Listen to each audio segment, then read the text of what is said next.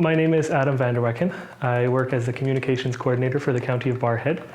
And in terms of if there's ever an emergency, I'm the information officer for the county. So I handle all public information for any emergency alerting or anything like that as well. So there are 4 steps to be prepared for an emergency. The first step, of course, is to know what risks are in your area. In the County of Barrhead, in the town of Barrhead, likely in the summertime, that'll be extreme heat. Wintertime, that's often extreme cold. We could need to be prepared for floods as well as wildfires. The second step is to make a plan. Many emergencies will require you to evacuate if there's a flood or if there's a fire, but for severe winter conditions, often the requirement is to stay indoors and to keep warm and not leave the house. So it's important to have enough sustenance in your home to survive for 72 hours.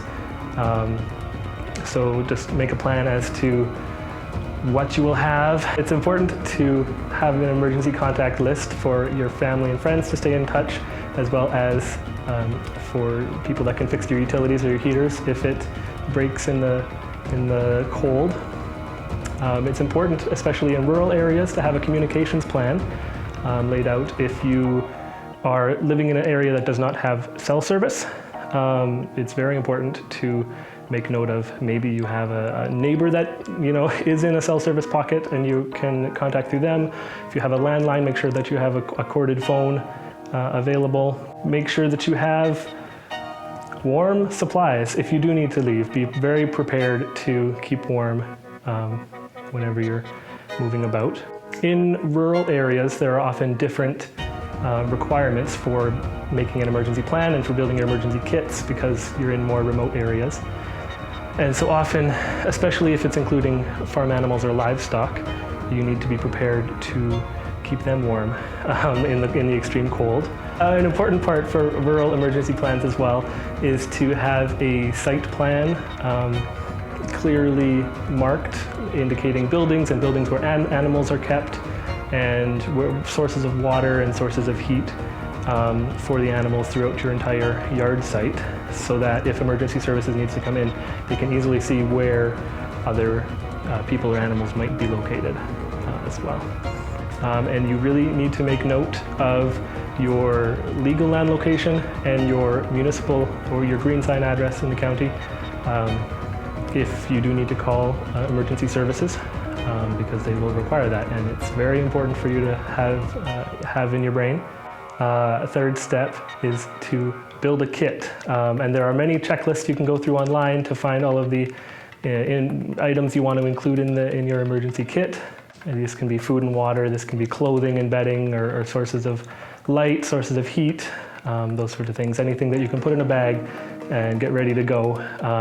Be ready to sustain yourself for 72 hours until emergency services can come in and take over from there, or you can go to a reception center, evacuation center, anything like that.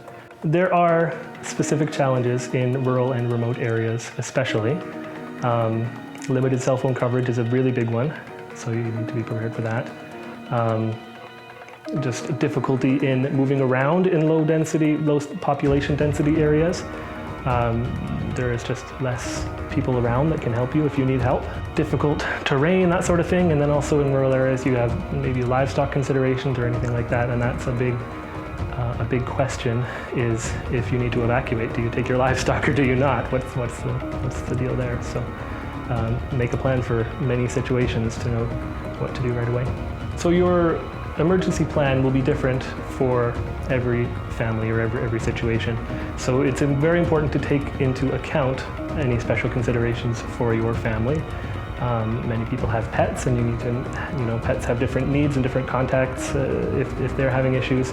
If you have small children or if you're breastfeeding or pregnant, there's more materials to include in your emergency kit and different plans you need to make.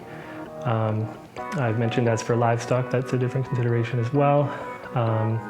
Any special needs or physical disabilities in your family, you really need to make that a part of your plan so it's specific to you. You should definitely look at your kit at least once a year to ensure that everything is still in working order. If you have battery-operated things like flashlights or radios in there, you need to make sure that those are still in working order. Any cans of food or something, they do expire eventually, so make sure that your everything is still good to sustain you for the next 72 hours. The fourth step is to stay informed, whether that's online or signing up for any emergency alerts. Alberta emergency alerts will come directly to your phones, but it's good to sign up on the Alberta Emergency Alert website as well. Then you can get the Alberta Emergency Alert app, and that will send out not only the critical life-saving alerts, but also you'll be able to receive updates to alerts that usually aren't broadcast to everyone's phones. The Town and County of Barrhead have their BARC alerting system that we will do for lesser emergencies. Emergency alerting through the municipalities that way. You can sign up on the Town and County websites, get emails or texts or phone calls, as well as you can sign up on Environment Canada has their own alerts on their website and everything, and you can sign up for their alerts as well for weather alerts and extreme cold and that sort of thing.